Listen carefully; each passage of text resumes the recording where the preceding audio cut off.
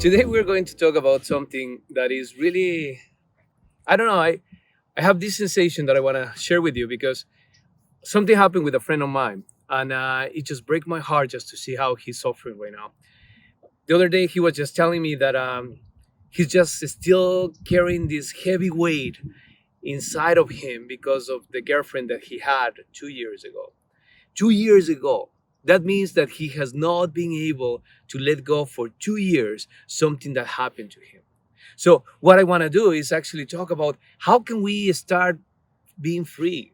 Because part of the problem is we want to be free, like we are here in this place, free to move, but that is a free that is kind of like physical. But how about your emotional freedom? How about your freedom that is in your heart? And many times we don't see that. And the problem with that is as long as we don't allow that freedom to take over us, we will never be able to be free in the way how we are supposed to be. So to be free, there is this thing that is called forgiveness. You may have heard about it, but it's called forgiveness. And forgiveness is not just about saying, hey, I'm forgiven to you and that's it. It's not. It's actually a process. It's a process that takes time. It's a process that when it takes this time and you go through these steps, you're able to help yourself to free yourself. Step number one, acknowledge that you have a problem. That is so important. You understand that you do have a problem, that you cannot let things go. And once you understand that you have a problem, everything will be changed. Step number two, to ask yourself, why this hurts so much? Why am I so caught up with this? Why am I so upset with this? And once you understand why this is hurting so much, we'll go to step number three.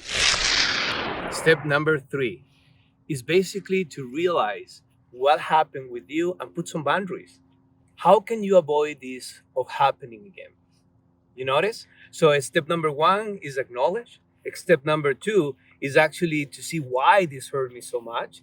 And step number three is to see how can I avoid or how can I be so this won't happen again. Now, what is interesting about this step is that you cannot actually be hurt forever. To give you an example, 15 years ago, I actually got hurt by someone. And for 15 years, I basically hide myself on doing my job or actually being involved and being super busy.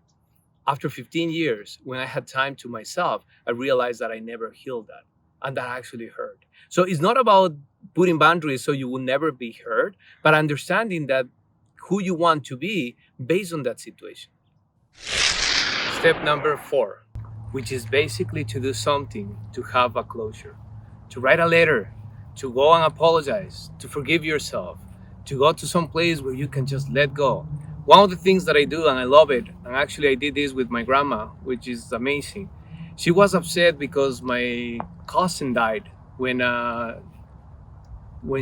she like 20 years ago, and she just couldn't let go, until one day I actually went with her and I said, Mom, write a letter to him, like you will be saying bye to him. And she did that. And what we did is we burned that letter. We offered to God that letter.